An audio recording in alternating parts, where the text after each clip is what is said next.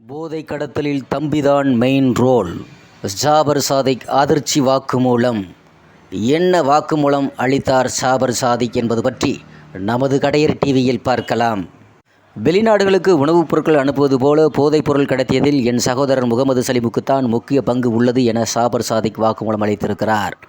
திமுக அயலக பிரிவு முன்னாள் நிர்வாகியும் சர்வதேச போதைப்பொருள் கடத்தல் கும்பல் தலைவனுமான ஜாபர் சாதிக் டெல்லியில் கைதாகி மத்திய போதைப்பொருள் தடுப்பு பிரிவு அதிகாரிகள் 10 நாள் காவலில் விசாரிக்கப்பட்டனர். பின் அவரை சென்னைக்கு அழைத்து வந்து விசாரித்த அதிகாரிகள் மீண்டும் டெல்லியில் போதைப்பொருள் தொடர்பான வழக்குகளை விசாரிக்கும் சிறப்பு நீதிமன்றத்தில் நேற்று ஆஜர்படுத்தினார்கள். ஜாபர் சாதிக்கை 14 நாட்கள் நீதிமன்ற காவலில் சிறையில் அடைக்க நீதிபதி சுதீஷ்குமார் ஷீராவ்கி உத்தரவிட்டார். இதையடுத்து ஜாபர் சாதிக் தீகார் சிறையில் அடைக்கப்பட்டார். இதற்கிடையில் சென்னையில் விசாரணை நடந்தபோது ஜாபர் சாதிக் அளித்துள்ள வாக்குமூலம், சென்னை பெருங்குடியில் நானும் என் நண்பருமான சதானந்தமும் நடத்தி வந்த போதைப்பொருள் தயாரிப்பு தொழிற்சாலையில் வெளிநாட்டுகளுக்கு உணவுப் பொருட்கள் அனுப்பியது தொடர்பாக 5000த்திற்கும் மேற்பட்ட ரசீதுகள் பறிமுதல் செய்யப்பட்டிருக்கிறது. அவை உணவுப் பொருட்கள் அல்ல, போதைப்பொருள் கடத்தியதற்கான ரசீதுகள். எங்கள் கூட்டாளிகள் திருச்சி மற்றும் சென்னை புழல் சிறையில் அடைக்கப்பட்டுள்ளனர். வெளிநாடுகளைச் சேர்ந்த இவர்கள்தான் எங்கள் தொழிலை விரிவுபடுத்தியவர்கள். வெளிநாடுகளுக்கு போதைப்பொருள் கடத்தியதில் என்னை விட என் சகோதரர் முகமது சலீம் தான் மூளையாக செயல்பட்டு வந்தார்.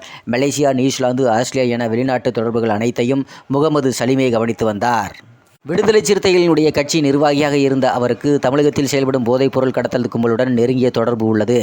அந்த வகையில் சென்னை அண்ணா நகரில் மிகவும் முக்கியமான நபர்களின் பின்னணியில் போதைப்பொருள் கடத்தல் நடக்கிறது. இவர்களுடன் என் தம்பிக்கு தொடர்பு உள்ளது. மற்றொரு தம்பி மைதீன் சினிமாவில் நடித்து வருகிறார். அவர் வாயிலாக ஹாலிவுட் போதைப்பொருள் சப்ளை செய்திருக்கிறோம். எங்களின் வாடிக்கையாளராக இருக்கக்கூடிய சில நடிகர், நடிகைகள், கல்லூரி மாணவர்கள், ஐடி நிறுவன ஊழியர்கள் உள்ளிட்ட பல தரப்பினர் உள்ளனர். அவர்களுக்கு எல்லாம் பேரிச்சம்பளத்தில் வைத்து போதைப் பொருட்களை விற்பனை செய்தோம்.